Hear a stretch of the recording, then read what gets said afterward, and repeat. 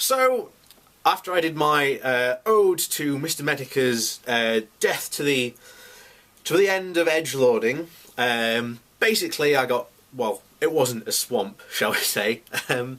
Basically I got a few comments and they weren't worth responding to, except one who gave valid criticism. So I'll respond to the valid criticism. So this is from Con, I think it is. So yeah, he begins. You conflate the adpocalypse with Jim warning about actual internet censorship with YouTube's new flagging program. Then go on to try and make a point that Jim is saying that he's out of a worry for his own wallet, even though he doesn't monetize his videos. Well, yeah, Jim does monetize his videos, and no, I'm not conflating anything.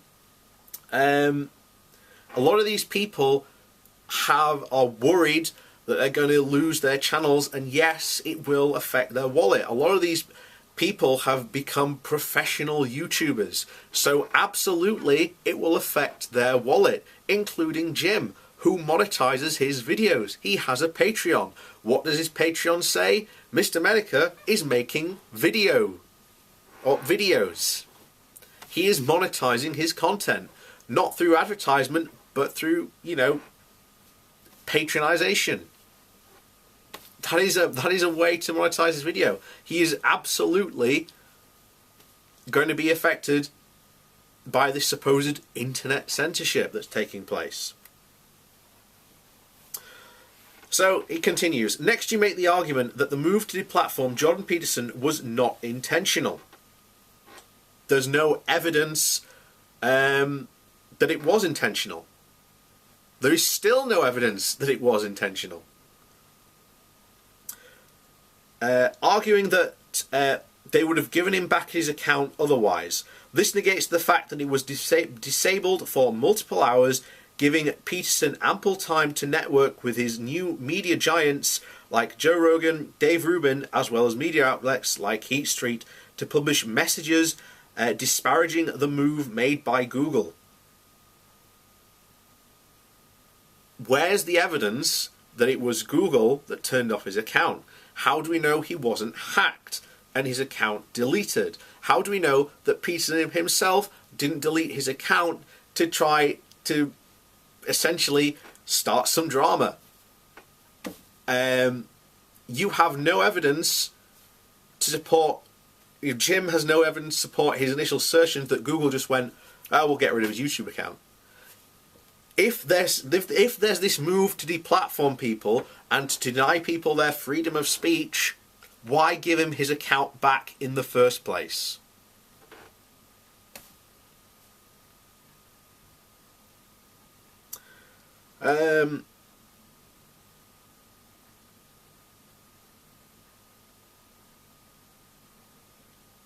Yeah, it is no surprise that they gave him back his account when a media shitstorm started coming down on someone that currently makes the trending feed on YouTube and averages 3,000 views a video. It would have been been against their monetary interest to disable his account, and if there were a technical glitch, they would have stated so in order to save face. They don't have to. They don't have to at all. Like I say, how do you know John didn't deactivate his own account to do it? How do you know he wasn't hacked? Where's your evidence that Google did it? You don't have any. You're just crying censorship when you've got no evidence to say it. I'm sorry, but you've got no evidence. And oh what? There's one guy that gets demonetized that's got 3,000 views a video. There's plenty of other content on YouTube that advertisers want to advertise on. Notice I say that advertisers want to advertise on, by the way. So he continues. If you know anything about Google by now, even with the recent happenings of the leaked internal memo, I'm sure you know now, keenly aware that the Google has a heavy left-leaning political bias. Prove it. So they fired this guy It was their right to do so. He released basically an email, by the way, that basically said women are biologically different to men, and this makes them bad engineers. But he goes on to say later on that, oh, people should be, promotions and hiring should be based on personal merit, not gender. Yet you've made this argument that women should be judged and should be catered to based on their gender differences rather than their personal merit, which you claim you want. That was his argument, essentially, in a nutshell. And that's what he's going around saying, that he wants Google to hire and, you know, promote based on, you know,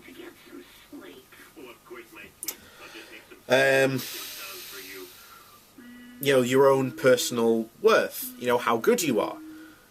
That's, you know, but it counters his point when he says that if that's what he believes, and then he goes, oh, but there's all these gender differences that makes women like this.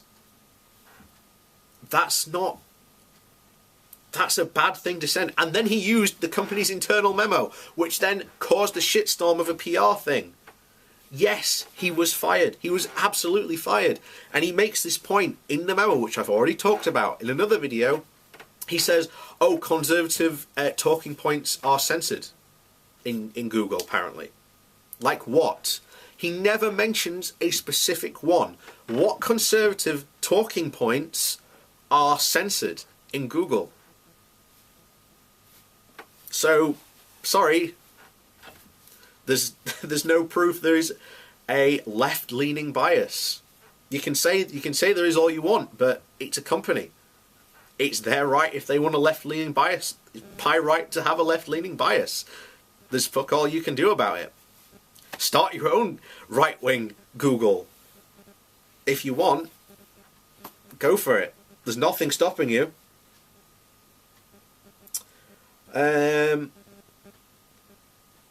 them allegedly taking part in illegal race and gender biased hiring and employee treatment, then why doesn't he sue them? And I think he is. I don't know if he is. I think he is, by the sounds of it.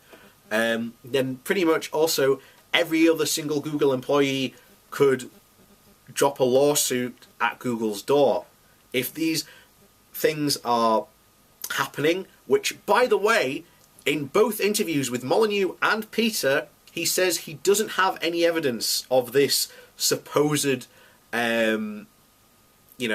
gender thing he went to.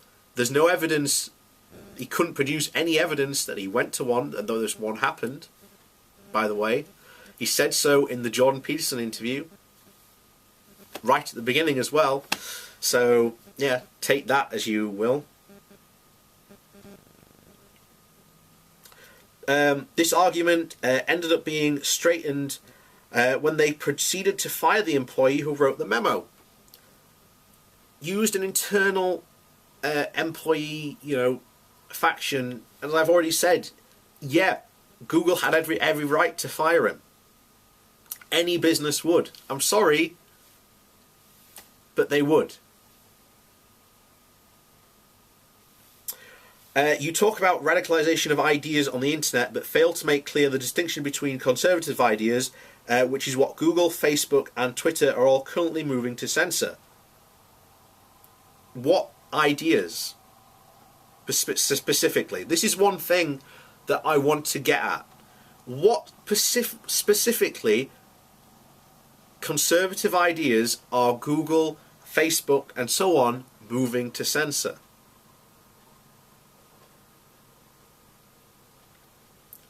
I wait with bated breath to see what their response will be, because that's what I've been asking for some time. No one seems to be able to want to produce these ideas that supposed are being censored. And Twitter are moving to censor the extremist content produced of that of ISIS. As I already made clear in my video, governments have been putting on pressure on these companies to do something about it. if the companies don't do something about it, the governments will. And as I said in my video, from what Jim is, I suspect he would rather prefer the companies do something about it rather than the government. And as he continues to say here, Jim has stated before that he's a constitutionalist, which means at the highest level he holds freedom of speech above anything else. While I can't say I know him ever claiming to be for small government, like you said, he would definitely prefer nobody attempt to censor discussion. Name me a person, a conservative, who posts videos on YouTube that has been deplatformed, that can no longer use YouTube.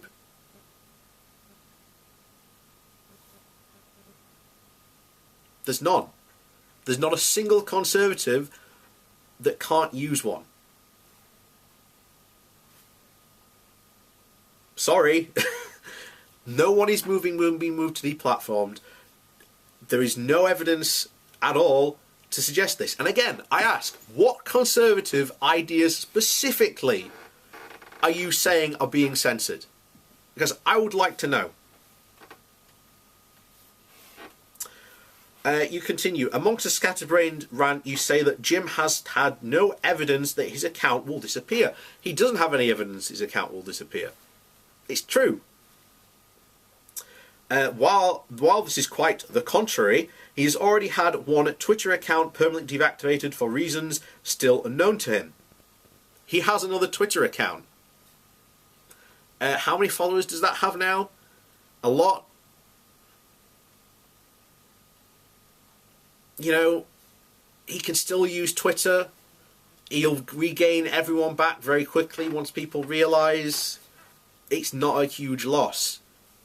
You know, people will realise and refollow him.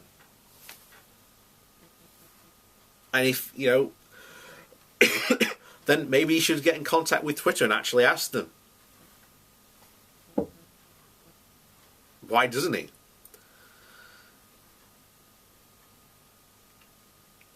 As well as his YouTube videos having thousands of comments automatically deleted by YouTube itself. So what? YouTube deleted some comments. His video is still there. How is he being, you know, deplatformed and censored if comments disappear from his video, but his video's still there? He hasn't been in the slightest. Sorry.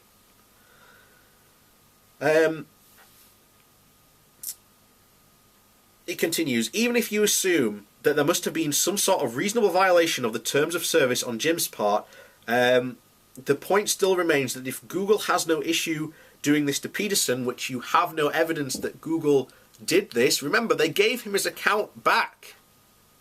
If you are saying and you are claiming that Google, Facebook and everyone else is out to censor conservatives and, you know, get rid of them, why give him his account back?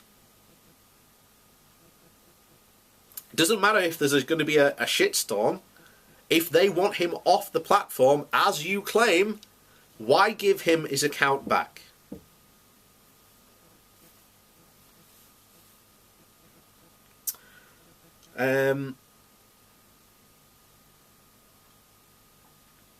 Yeah. If Google has no issue doing this to Peterson, then what's to stop them going after the significantly smaller channels? There's no evidence at all to suggest that they are going after smaller channels. Show me a smaller channel, you know, a conservative smaller channel that hasn't violated the terms of service, that has been deleted, and this person can no longer use YouTube. Remember, this is a place where someone like Brett Keane, who had been permanently banned from YouTube, just made new accounts.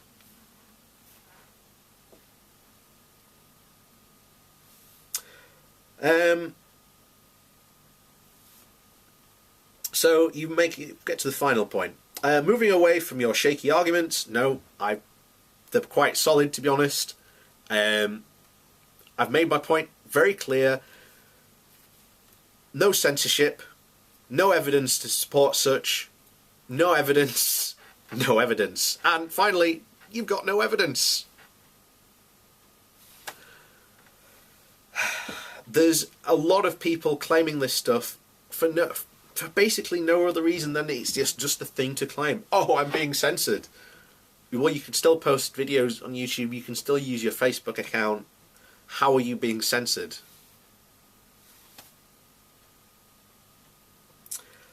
You begin to make an argument of morals, insisting that the hurt feelings are actionable offence. Here's the thing, as I said in my original video, these channels and products, you know, Twitter, YouTube and Facebook, people are not having accounts because they don't want to be trolled. People are leaving Twitter because they don't want to be trolled. They don't want to deal with the hassle. Big names have left Twitter because they're fed up of trolling. If you run Twitter and that is what is happening on your platform, and big names are leaving, even smaller names are, you know, and no ones are doing so, what are you going to do? You are going to take action against these people who are trolling. You are going to get rid of them. You know, trolls are are damaging Twitter's bottom line. They're damaging YouTube's bottom line. They're damaging Facebook's bottom line. What do you think's going to happen? If you've got an employee that is damaging your bottom line, what are you going to do with them? Are you going to keep them on? No. Aside from the fact that Jim nor Mundane Matt nor Sargon Akkad have ever sent Jewish memes to Holocaust survivors, as far as I know, I never said they did. I'm wondering, I'm wrong, by all means link me to the evidence. Again, I never said they did, but hey, people have done that. They haven't been involved in it, but other people have. So, you know, that's just what goes on Twitter. That's what goes on in trolling. And people leave, you know, that platform because of it. So what are you going to do as a company if people do that? And what are you going to do with people like Sargon, Jim, and Mundane Matt who encourage this behaviour? Now, they might not say, oh yeah, go send memes to people, but they engage in, you know, this internet culture and this you know, edgelord culture. So, you know, it's obvious what's going to happen to them. They're going to be got rid of, not because to deplatform them, but because at the end of the day, they encourage people that are hurting their business's bottom line, and it's stupid because they are on that platform. But you know, why, you know, biting the hand that feeds you, I think it's called. Yes, it is. You're constructing a straw man argument. No, I'm not, because I never said they were involved in it. As a foundation for your own morals. Not being shitty to someone, I think, is a universal moral I think we all share. And sense of injustice. What? I never said that it's unjust to post memes. What is unjust about posting memes? Which I can assure you isn't shared by the rest of the world's judicial system. I never made that point, so you're the one making a straw man argument there. So, that's my response to Kyoman. That's it. So, that's my response to you.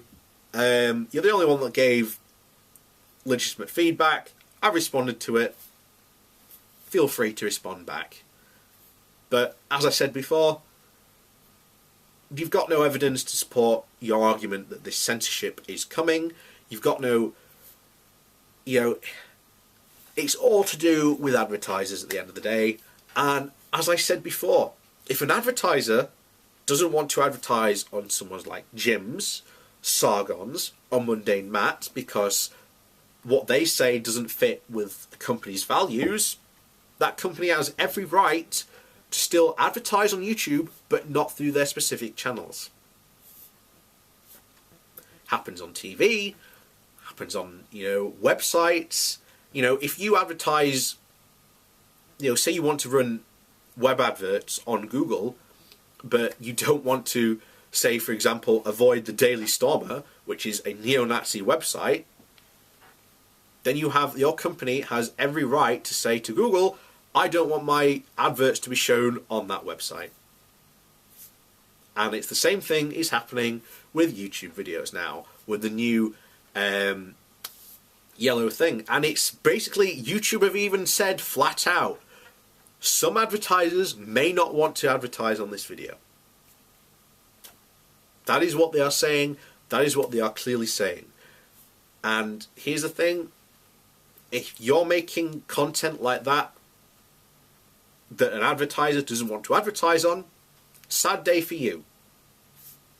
It's not YouTube's fault. It's the advertiser doesn't want to advertise with you. And if that happens, sad day for you. There's nothing more I can say than that. But apparently it's the end of the world if people, if advertisers don't want to advertise on someone's channel. It isn't, basically. It's down to that advertiser. It's their decision. If they don't, nothing you can do about it. Go out and find your other advertisers that do want to advertise on a channel. That's what I've been saying for years now, that YouTubers should be doing this, but only now have people started to listen to that.